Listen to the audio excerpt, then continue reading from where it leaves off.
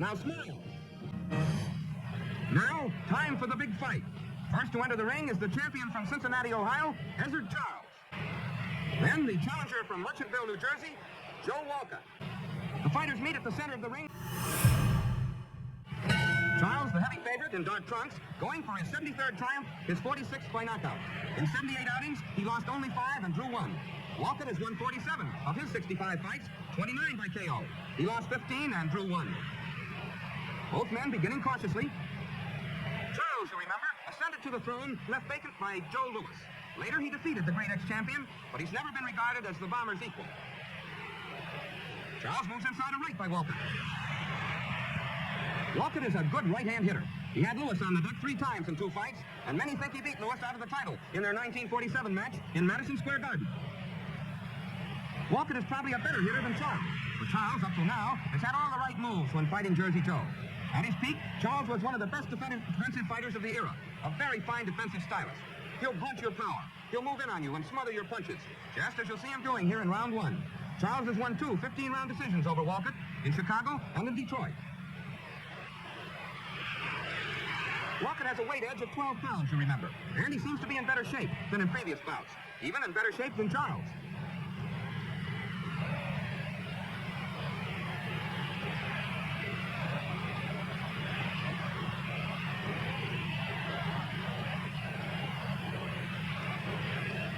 Charles about to cut loose with a left hook to the body, but it's partially blocked.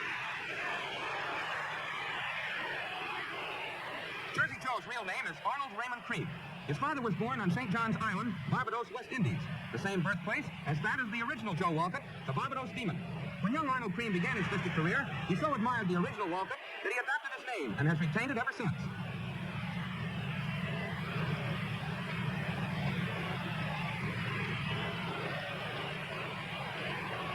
Walcott about to try a right to the head. That was a glancing blow, but you could see the power he generates with that punch.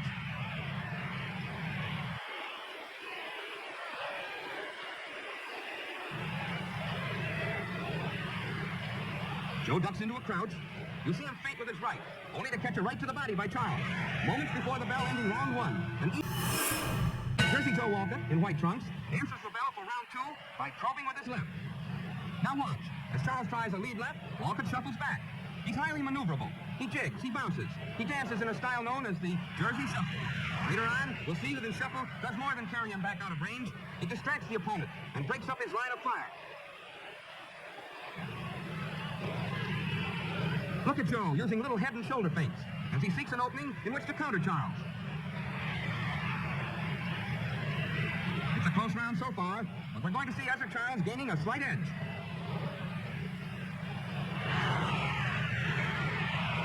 Charles about to try a long left to the face, but Walcott pulls away. Watch him return a right to the body before the champion ties him up. Jersey Joe is the heavier muscled man. Charles has the more wiry frame, but Walcott has the more powerful build. Both men are 6 feet tall. Both have the same reach, 74 inches.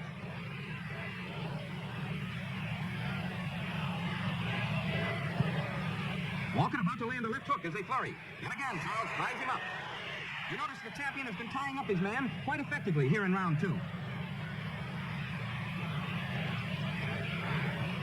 Look, as Charles rushes in, Walcott hoists him off his feet. A tip-off that Joe has the advantage in weight. He's the bigger, tougher guy tonight. He lifted Charles with one arm.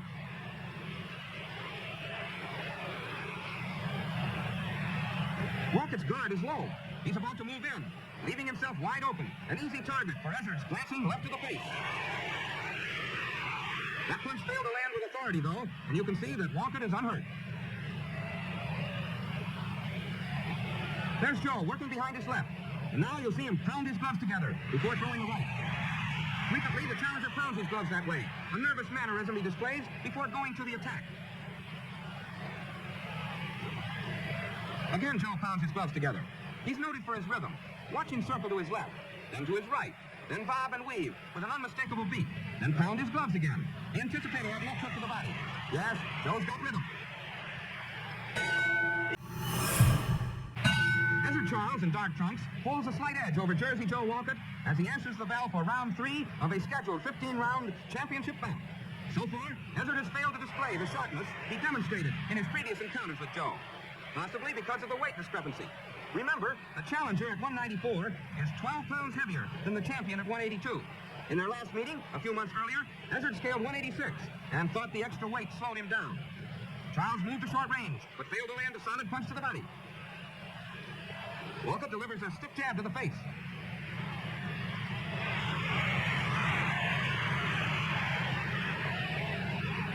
Now another of Walcott's distinctive trademarks. Watch the challenger drop his hands, hike up his trunks, and wing in a left to the body. That hook was partially blocked by Charles' forearm.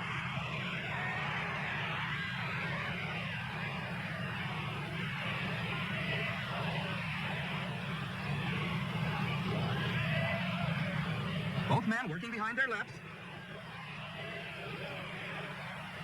More proof of Walcott's agility. As Charles tries a right, Joe shuffles back out of range.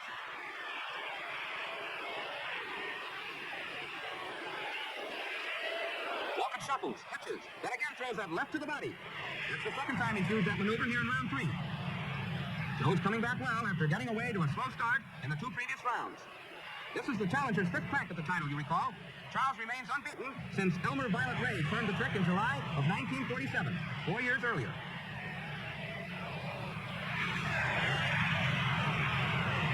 See what happens when they break? They'll feed each other, looking for an opening. They'll find it, too. You'll see Jersey Joe land a right to the jaw, and Charles comes back with his right, then a left, in the best slugging match of the fight so far.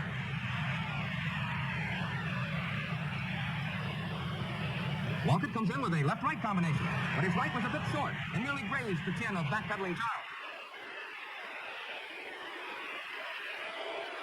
Jersey Joe Walcott putting on the pressure in the final seconds of round 3.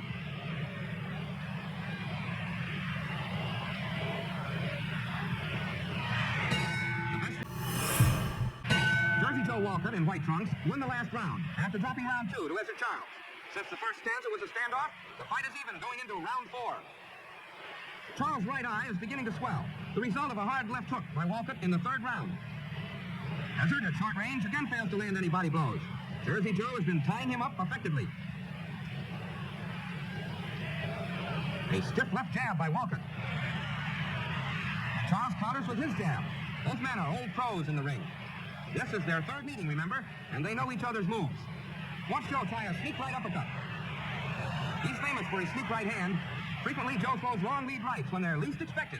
Right hand bombs hurled with no preliminary jab or hook. That's the way he caught Joe Louis in their 2 fights. Charles, well protected.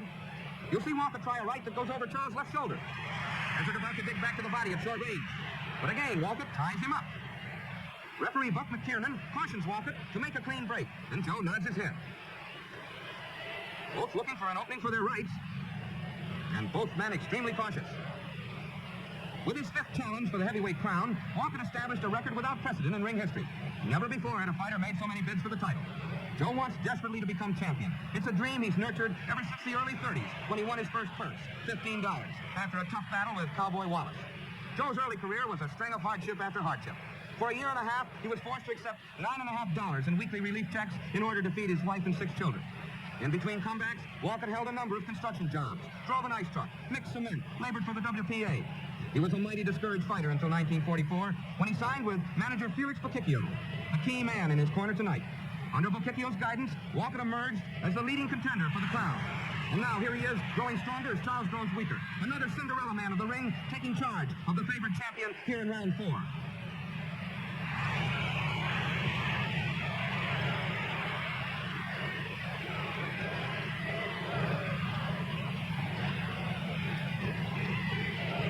Here comes a wide right by Walcott. Charles picked it off and fired a counter right in the closing moments of round. Ezzard Charles, the champion in dark trunks, trails as he answers the bell for round 5. You notice that when Jersey Joe Walcott moves away, he shuffles rather than dances. That shuffling gait is one of the earmarks of his style. Walcott about to fire a right. Charles flurries, but Walcott ties him up.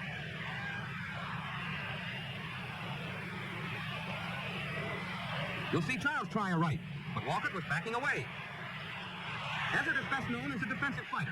Watch him throughout this round, and you'll find him smothering Walcott's punches at short range. Charles is confident, but provides few thrills. As a result, he lacks crowd appeal, a fact that has made Ezzard perhaps the most underrated champion of all time. Since defeating Elmer Ray in 1947, he's taken on all comers, including Joe Louis and Joey Maxim, to rack up 24 victories in a row. Previously, Ezzard had been knocked out only once, by Lloyd Marshall in 1943, 8 years before this fight.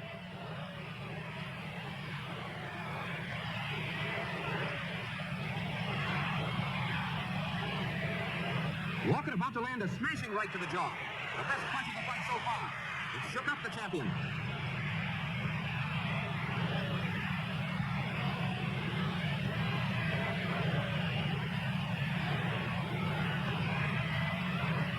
Ezzard recovering nicely, moving in, trying his right to the body, forcing Walcott to the ropes.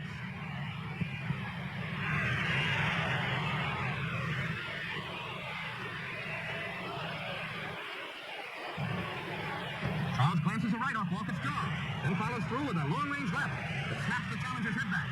He was moving away with the blow and seems unhurt.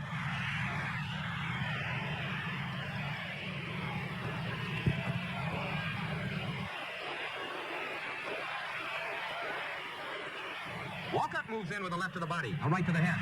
But Charles is moving away. Now, if you keep watching, you'll see Jersey Joe try a left hook at close range. Watch Walcott stagger Charles with a right to the jaw. Charles retaliates with a low right, a blow hidden from the referee.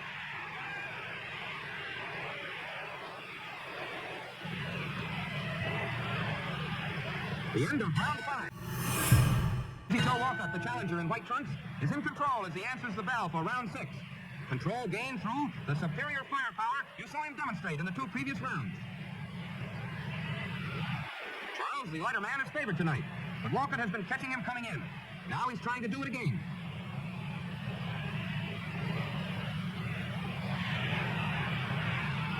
Now watch. A left-right by Walcott will draw a counter left from Charles. You see the action developing more rapidly in this round as Jersey Joe becomes less cautious and opens up sooner. Ezzard shuffling in. Charles tries a right to the body. It was partially blocked by Walcott. Now watch Joe come in with a left to the body, a right to the jaw. Jersey Joe Walcott making his strongest showing of the fight here in round 6.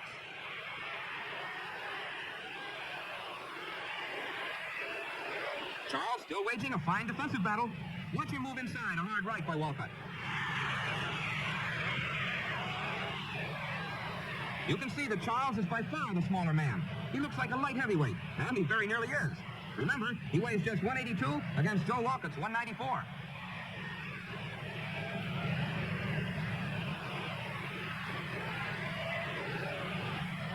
Joe shuffles before catching a glancing right from Charles.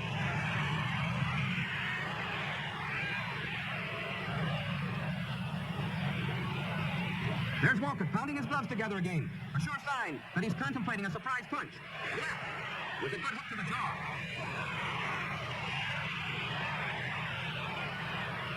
Charles has been failing to connect at short range, but he's quite successful at smothering his opponent's punches in close. You see? And defensive. That's Ezzard's kind of battle. Charles is wary. He's been hurt in previous rounds, and here in round 6, he's been catching some jolting lefts from Walcott.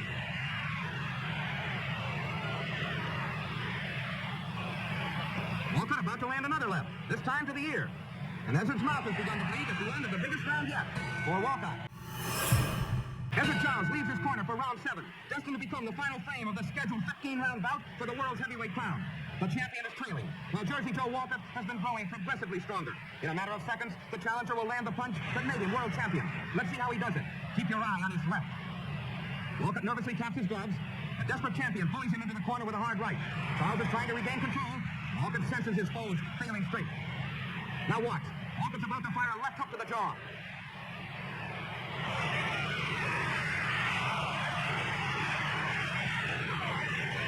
With every ounce of remaining energy, Charles attempts to beat the 10 count. And it's all over. At 55 seconds of the 7th round, Ezzard Charles sheds his crown. At the admitted age of 37, he became the oldest man